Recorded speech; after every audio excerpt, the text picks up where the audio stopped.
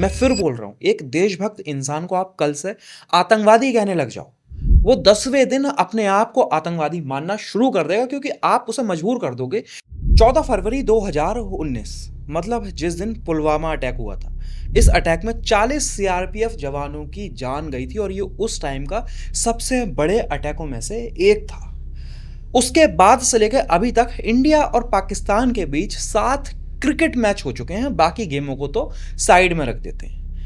आज social media पर एक बहुत बड़ा ट्रेंड चल रहा है कि दिलजीत दोसांझ को बैन कर दो। क्यों? क्योंकि अभी कुछ दिन पहले पहलगाम में हमला हुआ था। मैं इस चीज़ का समर्थन नहीं करता कि दिलजीत को बैन कर दो।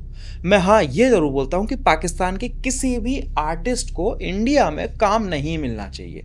लेकिन सोचने वाली बात यह है कि क्या पाकिस्तानी आर्टिस्ट को काम सिर्फ दिलजीत दे रहा है? क्या अगर हानिया आमिर को दिलजीत ने अपनी फिल्म में कास्ट कर लिया तो क्या सिर्फ दिलजीत का ही दोष है? या फिर चलो हानिया आमिर की वजह से आप दिलजीत को तो बैन कर दोगे, लेकिन पुलवामा अटैक के बाद 7 मैच जो इंडिया पाकिस्तान के बीच हो चुके हैं उनके बारे में आपका क्या ख्याल है? अब आपके दिमाग में आएगा वो तो आईसीसी टूर्नामेंट में हुए हैं। चलो उसका भी एक जवाब मैं आपको बताता हूँ। अभी आईसीसी का चेयरमैन कौन है? जय शाह। पहलगाम अटैक के बाद विमेंस T20 वर्ल्ड कप का शेड्यूल आता है जिसमें इंडिया पाकिस्तान के मैच ज़्यादा से ज़्यादा हो सकें, इसलिए ग्रुप को हटा के, क्योंकि अगर ग्रुप होते तो विवाद हो सकता था, इसलिए राउंड टेबल एक फॉर्मेट लाया गया है। मतलब वही है कि इंडिया पाकिस्तान के मैच ज़्यादा से ज़्यादा हो सकें। तो उस बारे में आपका क्या कहना है? इसको भी साइड में रख देते हैं। पाकिस्तानी एक्टर को काम देने की शुरुआत किसने करी? ऐसा तो कभी नहीं था ना कि इंडिया में आर्टिस्ट की कमी थी, या फिर इंडिया में काम पाकिस्तानी आर्टिस्ट को सिर्फ सिख या फिर दिलजीत ही दे रहा है। महेश भट्ट का आपने नाम सुना है?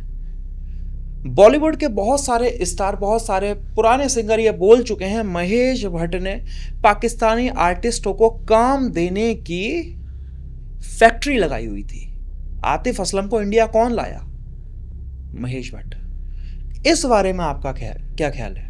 मैंने एक रील इंस्टा हैंडल पर अपलोड करी जहां पर लोगों ने मुझे बहुत ज़्यादा गाली, बहुत ज़्यादा ट्रोल करा कि तू भी खालिस्तानियों के साथ है। कुछ भी डिसाइड करने से पहले उसकी जड़ तक जाया करो। मैं इसका बिल्कुल समर्थन नहीं करता कि पाकिस्तानी आर्टिस्टों को इंडिया में काम मिले। मेरा सवाल सिर्फ ये है, क्या पाकिस्तानी आर्टिस्टों को काम सिर्फ दिलजीत दे रहा है? महेश भट्ट सिख नहीं है, बाकी करण जौहर सिख नहीं है, ये हिंदू और नॉर्मल धर्मों से आते हैं। तो इनके बारे में आपका क्या ख्याल है? बहुत सारे लोग ये भी बोल रहे हैं कि पहलगाम के बाद काम क्यों दिया। एक तो सबसे बड़ी बात है, इस मूवी की शूटिंग पहलगाम से पहले हुई थी और उसके बाद भी मैं आपको एक्सपोज करूं, आप ही में से बहुत सारे लोग पहलगाम हमले के बाद भी वीपीएन लगा के हानिया आमिर के अकाउंट पे जाके कमेंट कर रहे थे, जिसका स्क्रीनशॉट हानिया आमिर ने खुद अपने अकाउंट पे अपलोड करा था। ज़रा सी शर्म हो या फिर अगर ज़रा सा सेंस हो, मेन प्रॉब्लम तक जाओ। वो लोग कौन हैं जो पाकिस्तानी यूट्यूबर्स को आज भी वीपीएन लगाकर देख रहे हैं? क्या वो सारे सिख हैं या वो सारे मुस्लिम हैं?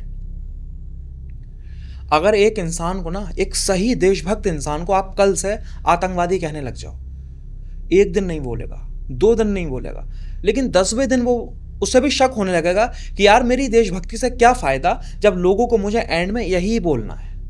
मेरा पॉइंट सिर्फ इतना है कि आज आपके कहने से दिलजीत को ब्लॉक, इंडिया से बैन, सब कुछ कर दिया जाएगा, लेकिन सवाल ये है, ये जो क्रिकेट मैच लगातार हो रहे हैं इसके बारे में आपका क्या ख्याल है? या सिर्फ एक इंसान को टारगेट करके सब कुछ हो जाएगा? हालांकि मैं ये बिल्कुल पक्ष में नहीं हूँ कि पाकिस्तान के किसी भी आर्टिस्ट को इंडिया में काम दिया जाए, लेकिन मेरा सवाल ये है कि इस चीज़ को जड़ से कैसे ख़त्म करा जाएगा? वीपीएन लगाकर देखने वाले वो लोग कौन हैं? आप दिलजीत को खालिस्तानी बोल रहे हो, आप दिलजीत को बैन कर दो, आप मतलब सब कुछ दिलजीत के साथ कर दो, लेकिन उनके साथ कौन करेगा जिन्होंने पुलवामा अटैक के बाद 7 मैच कराए? उनके बारे में उन्हें बैन कौन करेगा जो पहलगाम अटैक के बाद भी विमेंस T20 वर्ल्ड कप का शेड्यूल निकाल रहे हैं, जिसमें इंडिया पाकिस्तान को फिर से दोबारा खेलने के लिए तैयार करा जा रहा है। आपको क्या लगता है कि ये मैच नहीं होंगे? आपको क्या लगता है कि मेंस टीम अब पाकिस्तान के साथ नहीं खेलेगी? खेलेगी, लेकिन आपको टारगेट सिर्फ एक इंसान को करना है। बहुत सारी एक्टिविटीज की रही होंगी जो गलत थी, आप गलत को ट्रोल करो, लेकिन आप ऐसे मैटर पे जहां पर सबकी बराबर से गलती है वहां पर सिर्फ एक इंसान को, उसकी पूरी कम्युनिटी को टारगेट करके उसे ट्रोल कर रहे हो, वो गलत है। सिख, आप भारत की इमेजिनेशन, इंडिया को इमेजिन नहीं कर सकते आप बिना सिख के। और अगर बीच में थोड़े डिफरेंस पैदा हो गए तो ये सोचो उनको दूर कैसे करा जाए, ना कि उनको बढ़ाया कैसे जाए। मैं फिर बोल रहा हूं, एक देशभक्त इंसान को आप कल से आतंकवादी कहने लग जाओ, वो 10वें दिन अपने आप को आतंकवादी मानना शुरू कर देगा, क्योंकि आप उसे मजबूर कर दोगे कि मैं यार देशभक्त होने के बाद भी अगर लोगों का नजरिया मेरे लिए यही है तो फिर क्या फायदा देशभक्ति का? आप खालिस्तानी बोल रहे हो। कभी जब वो मोदी जी के साथ फोटो खिंचा लेता है तो आप उसकी तारीफ करने लग जाते हो। मतलब आपने डिसाइड कर लिया। और बहुत सारे सिख की पोस्ट में ये दिखा दूंगा कि वो डाल रहे हैं कि लोगों का अब नजरिया है कि जब मन में आया तब हमें खालिस्तानी बोल दिया, जब मन में आया हमें देशभक्त बोल दिया। तो फिर ऐसे कोई फायदा नहीं है। अगर आपको सच में ट्रोल करना है तो जो ट्रोलिंग आज दिलजीत की हो रही है ना, आप जब कल को करनी चाहिए थी जब ये शेड्यूल पास हुआ था, जब विमेंस T20 वर्ल्ड कप का शेड्यूल आया था, तो आप कहां थे? नहीं बोले, क्योंकि तब वहां जो बैठा हुआ है वो जय शाह था।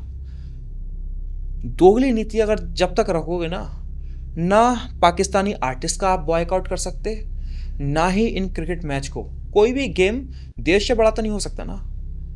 और जो 7 मैच इंडिया पाकिस्तान के बाद 2019 के बाद से खेले गए हैं, 40 CRPF के जवानों की जान गई थी। क्या वो जान कम थी? जिसके बाद भी क्रिकेट मैच होते रहे। और मैं सिर्फ क्रिकेट की बात कर रहा हूं, बाकी कितने गेम्स हुए हैं वो आपको अभी नहीं पता। तो वो बात करना सीखो सोशल मीडिया पर जो जरूरी है। आप अगर किसी चीज का विरोध कर रहे हो ना, बिल्कुल सही, मैं भी आपके साथ हूं कि पाकिस्तान के किसी भी आर्टिस्ट को इंडिया में काम नहीं मिलना चाहिए, किसी भी, मतलब चाहे गेम क्रिकेट भाड़ में जाए। लेकिन किसी एक इंसान को टारगेट करके आप खालिस्तानी बोल रहे हो, उसकी पूरी कम्युनिटी को नाराज कर रहे हो। इसमें आप सोचो कि जो आप, अगर आपको भी कल को कोई गद्दार बोलने लगे तो आपको भी पता चलेगा। आप मुझे डेथ थ्रेट्स दे रहे हो मेरे इंस्टा हैंडल पर। क्यों? क्योंकि मैं सिर्फ ये बोल रहा हूं कि हनी सिंह बादशाह और सोनल चौहान, उसका क्या, उसे क्या बोलोगे? उन्होंने भी तो न्यू ईयर पार्टी सेलिब्रेट करी है पाकिस्तानी सिंगर्स के साथ। और बॉलीवुड के 50% से ज्यादा सॉन्ग पाकिस्तानी गानों से ही कॉपी करे गए हैं। उसके बारे में आपका क्या ख्याल है? ये दोहरा जो चेहरा है ना, इससे आप सिर्फ खुद का नुकसान कर रहे हो। सिख जो हमारी सेना में, आपने देखा होगा ना, एयरफोर्स में भी अभी हम एयरफोर्स चीफ भी हमारे सिख ही था। आप सबके दिमाग में एक डाउट पैदा कर दोगे कि शायद लोग अब हमें गलत नजरों से ही देख रहे हैं। आप चाहो तो इस वीडियो जो मैंने बोला है वो समझकर आप खुद सोचना कि हमें किन लोगों को ट्रोल करना है और हमारे ट्रोल करने की लिमिट क्या होनी है। ऐसी ट्रोलिंग से कुछ होना जाना नहीं है। आप सिर्फ दिलजीत को बैन भी करा दोगे, उसके बाद ये मैच होंगे, फिर आप पाकिस्तान को ही फायदा करोगे। वीडियो आपको अच्छी लगी, वीडियो को लाइक शेयर सब्सक्राइब जरूर करना। जय हिंद, जय भारत।